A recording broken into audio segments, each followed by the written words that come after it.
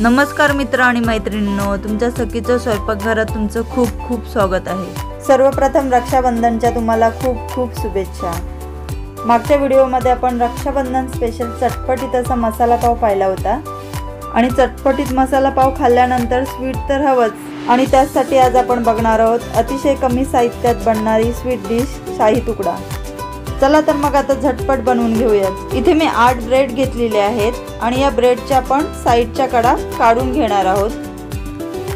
मी ब्रेडच्या सर्व बाजूच्या कडा आता काढून घेतलेल्या आहेत, तुम्ही बघू शकता। आता हे ब्रेड थोड्या वेळासाठी बाजूला करून ठेवूयात।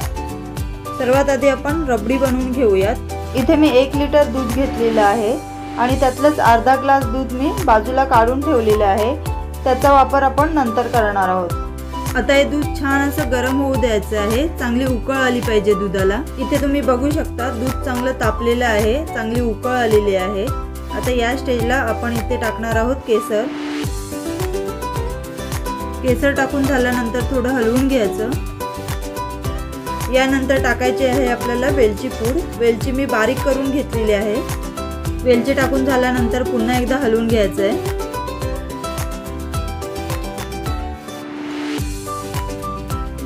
यानंतर यामध्ये आपल्याला घालायची अर्धी वाटी साखर। साखरेचं प्रमाण तुम्ही कमी जास्त करू शकता। साखर टाकल्यानंतर सुद्धा आपल्याला व्यवस्थित असं हलवून घ्यायचं आहे आणि गॅस आपल्याला स्लोच ठेवायचा आहे आणि स्लो गॅसवरच हे दूध आपण घट्ट करून घेणार आहोत आणि तोपर्यंत आपल्याला दुसरी तयारी करून घ्यायची आहे। आता मी ते एक भांडं घेते आणि यामध्ये आपल्याला अर्धी वाटी दूध पावडर घ्यायची आहे आणि त्यासोबत आपल्याला इथे घ्यायचं आहे 2 चमचा मक्याचं पीठ। यामुळे रबडीला छान असा घट्टपणा येतो।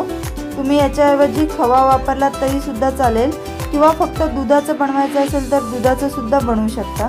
मी इथे आता आपण मगाशी जे दूध काढून ठेवलेलं आहे ते वापरलं आहे। हे आपल्याला व्यवस्थित असं मिक्स करून घ्यायचं आहे, याचे गाठी झाले नाही पाहिजेत। हे गरम दुधामध्ये डायरेक्ट टाकायचं नाही, नाहीतर गाठी होण्याची शक्यता असते। हे आपल्याला व्यवस्थित असं मिक्स करून घ्यायचं आहे आणि त्यानंतर दुधामध्ये टाकायचं आहे। तुम्ही इथे बघू शकता व्यवस्थित असं मिक्स झालेलं आहे, एकही गाठ दिसणार नाही। आता आपल्याला हे दुधामध्ये टाकून घ्यायचं आहे। चला तर मग आता आपण रबडी तयार करून घेऊयात। इथे तुम्ही बघू शकता दूध छान असं तापलेलं आहे। हे एकदा मी हलवून घेते।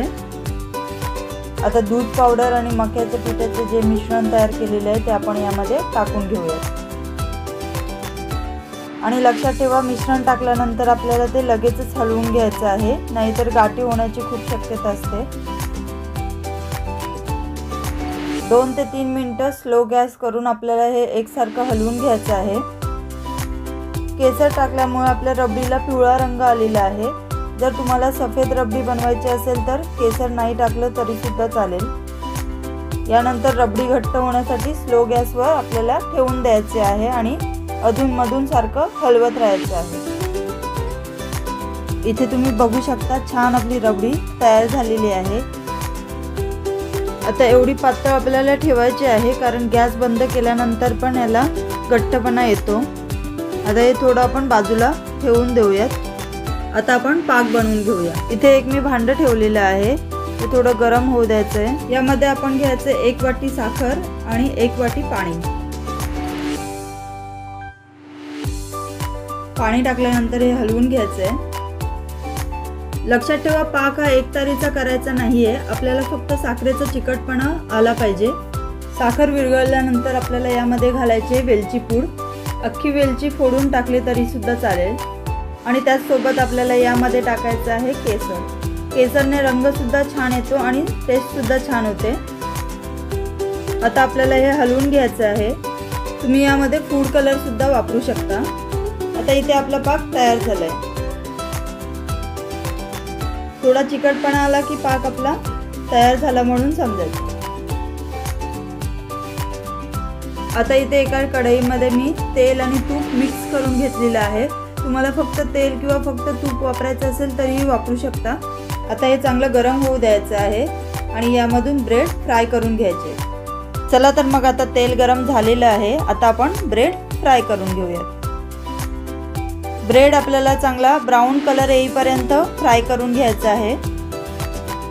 ब्रेड फ्राय करताना गॅस आपला मीडियम ठेवायचा आहे, नाहीतर करपून जाण्याची शक्यता असते। इथे तुम्ही बघू शकता ब्रेडला ब्राऊन कलर आलेला आहे, याचा अर्थ ब्रेड फ्राय झालेला आहे व्यवस्थित। आता याच सोबत मी तेलामध्ये आणखी 2 ब्रेड सोडते आणि हे सुद्धा आपल्याला अशाच प्रकारे फ्राय करून घ्यायचे आहेत।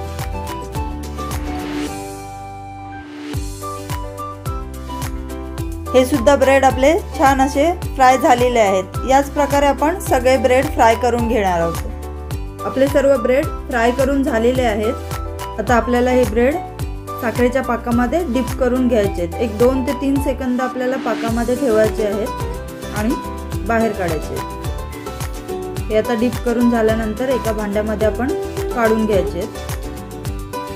ज्याच प्रकारे सर्व ब्रेड आपल्याला साखरेच्या पाकातून काढून घ्यायचे आहेत। पाक हे खूप गरम सुद्धा नको आणि थंड सुद्धा नको। बाकीची तयारी करण्यामागे जर पाक खूप थंड झाला असेल तर थोडं कोमट करून घ्या। आता मी हे सर्व ब्रेड साखरेच्या पाकातून काढून घेतलेले आहेत आणि जो पाक राहिला होता शिल्लक तो मी यावर टाकून घेते।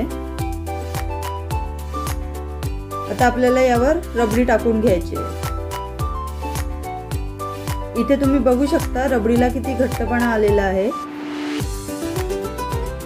तुम्हाला जर पातळ पाहिजे असेल तर पातळ सुद्धा ठेवू शकता, पण शाही तुकड्यासाठी एवढा घट्टपणा हा परफेक्ट आहे। किती छान वाटते बघा।